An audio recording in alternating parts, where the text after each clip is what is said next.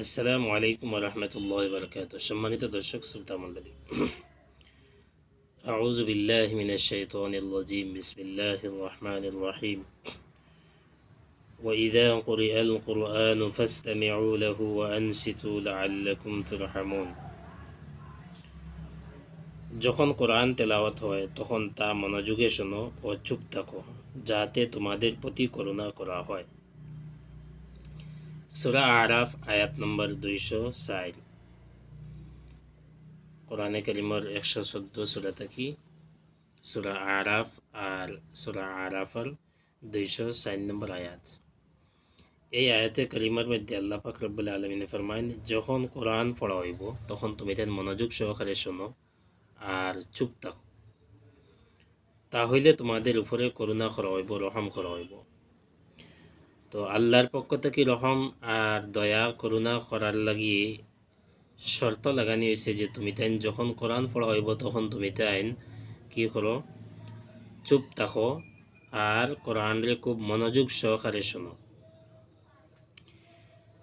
এই আয়াতটা যদিও একটা পরিপ্রেক্ষিতে নাজিল হয়েছে, কিন্তু এটার হুকুম হইল গিয়ে আম, অর্থাৎ যখন যে কোনো সময় যে কোনো জায়গাত কোরআনে করিম তিলাওয়াত করা হইব তখন যারা সামনে থাকবা, যারা পর্যন্ত কোরআনে করিমের আওয়াজ গিয়ে পৌঁছিব, তাদের লাগে দায়িত্ব কর্তব্য হইল গিয়া যে কোরআনে করিমের তিলাওয়াতরে শ্রবণ করা মনোযোগ সহকারে আর চুপ থাকা, কথাবার্তা না করা।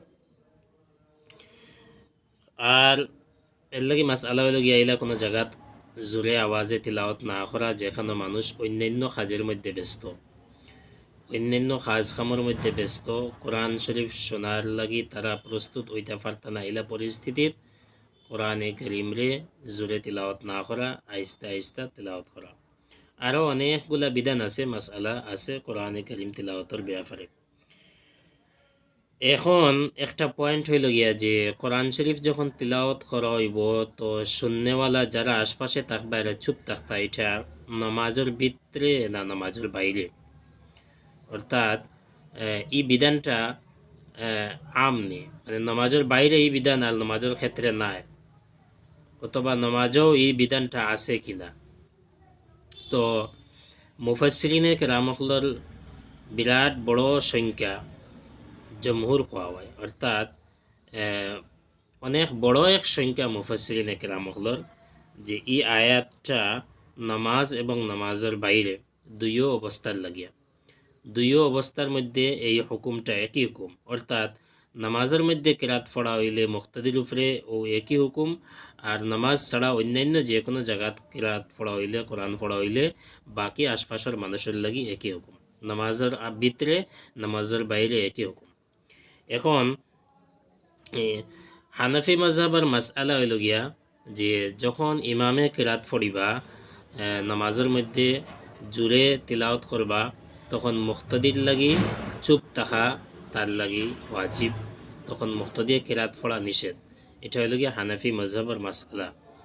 তো যে সমস্ত দলিলের কারণে এই সিদ্ধান্ত নেওয়া হয়েছে হানাফি মাযহাবের মাসআলা, এর মধ্যে থেকে একটা একদম ফার্স্ট আর প্রথম যে দলিল এটা হইল গিয়া এই আয়াত সূরা আরাফের 204 নম্বর আয়াত, যে আল্লাহ পাকের আদেশ যার কারণে মুক্তাদি চুপ থাকা লাগবো, যেহেতু এই আয়াতটা নামাজের ভিতরে নামাজের বাইরে দুইও জায়গার লাগিয়া। এখন প্রশ্ন আইতে পারে যে যদি ইমাম সাহেবে জোরে তিলাওয়াত করেন তাহলে তো মুক্তাদি চুপ থাকলো, বিষয়টা বুঝে যায়।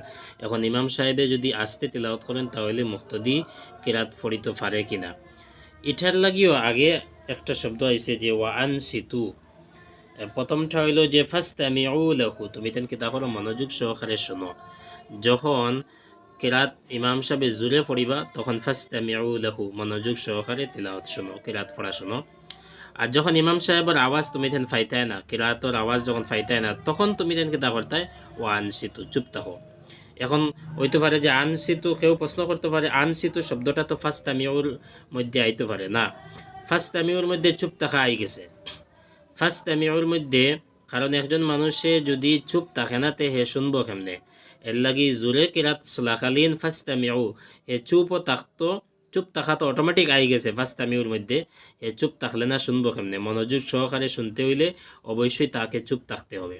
এর লাগি ফাস্তামিউর মধ্যে আই গেছে যে জোরে কেরাত চলাকালীন মুক্তদি চুপ থাকা লাগবো। আবার এখন যখন ইমাম সাহেবে কেরাত আসতে পড়িবা, অর্থাৎ জোহরের নামাজ ও আসরের নামাজ, তখন মুক্তদি কিতা করতো? তখনও মুক্তদির লাগি বিধান হইল গিয়া ও আনসিত, তুমি তেন কিতা করো? চুপ থাকো। তো সূরা ফাতিহা পড়া নিষিদ্ধ, অর্থাৎ মুক্তদির লাগি ইমাম সাহেবে জামাতের সহিত যখন নামাজ পড়াইবা মুক্তদি জাইনফিসে বদ থাকবা, তান লাগি কেরাত পড়া নিষেধ। এটা চাহে সূরা ফাতিহা অথবা অন্য যে কোনো সূরা, সব কিছু। যদিও একদল মানুষে এখন সূরা ফাতিহা পড়ার লাগিয়ে খুব বেশি জোর দেন, কিন্তু এটা অনেকগুলা দলিলের ভিত্তিতে এটা নিষেধ। ইনশাআল্লাহ ধারাবাহিকভাবে আমরা দলিলগুলো আপনাদের কাছে পৌঁছানোর চেষ্টা করব। আসসালামু আলাইকুম ওয়া রাহমাতুল্লাহি ওয়া বারাকাতুহু।